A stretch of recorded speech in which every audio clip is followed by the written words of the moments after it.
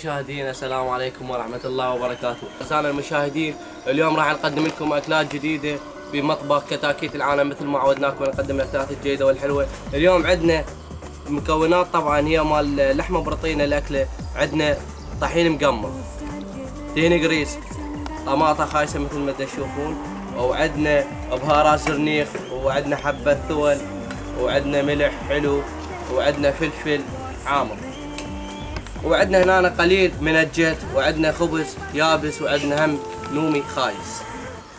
راح نبدي نمزج الطحين. نخلي طحين كمية من الطحين نخليه عندنا، ونخلي له قليل من الدهن قريص، ثم تبدأ تخلط.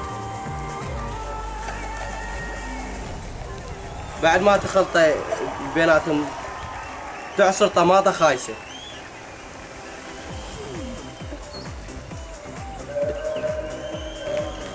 تبدأ نخلطها جيد، تبدأ تخلط بيها وتضيف لها بهارات زرنيخ. بهارات زرنيخ مثل ما تشوفون راح نضيف لها، وعندنا راح نضيف حبة ثول عمود تنكه الأكلة مالتنا تصير حلوة عندنا، وعندنا ملح حلو، وعندنا فلفل حامض. نضيف له كمية من الفلفل الحامض، وتعصر عليه قليل من النومي اللي عندنا الخايس. نضيف له قليل من الجت عم يطعم لنا اياها، وبالاخير تخلي له خبز يابس، وتبدأ تخلطهن 60 مرة. تبدأ تخلط بين 60 مرة، تخلطها تظل تخلط بها 60 مرة. أعزائي المشاهدين، بعد ما كملنا هذه الأكلة نحطها بالفرن لمدة مثل ما تشوفوا هالأكلة، نحطها بالفرن لمدة 5 سنوات. أعزائي المشاهدين، فاصل وراجعين. احنا نسترخى واحنا نتذكر اكلكم ايه اكلنا فتى. أعزائي المشاهدين، رجعنا لكم بعد هذا الفاصل القصير اللي أخذناه، ووردت رسائل لقناتنا، هي قناة كتاكيت، وخاصة للبرنامج رسائل إلنا للبرنامج. والأول رسالة راح نقراها لكم من الأخ صاحب البرنامج أبو عتاق. أبو عتاق، أنا أكثر شيء أحب الأكلات هي ملشومة بصبعة، وبالأخص أحب المقدم المبدع، وشكر لكادر على هذه المبادرة الجميلة، وشكر لكم أخوكم أبو عتاق. شكرا لك يا أخ أبو عتاق، وشكرا على هذه الرسالة الجميلة التي وصلت إلينا.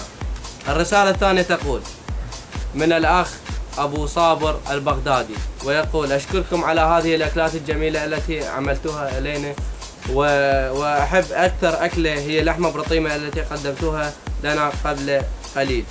شكرا لك يا أخ أبو صابر البغدادي على هذه الرسالة.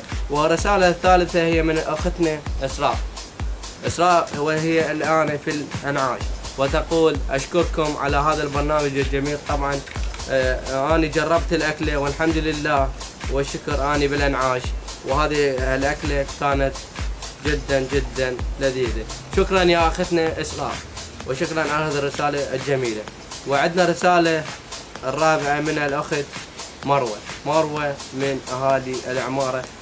مروة تقول: أنا أحب أكثر الأكلات ملشوم بأصبعه كما قال الأخ أبو عتاق. أنا هاي الأكلة جربتها ونجحت عندي، وشكرا على هذه الأكلات التي قدموها. شكرا للأخت مروة.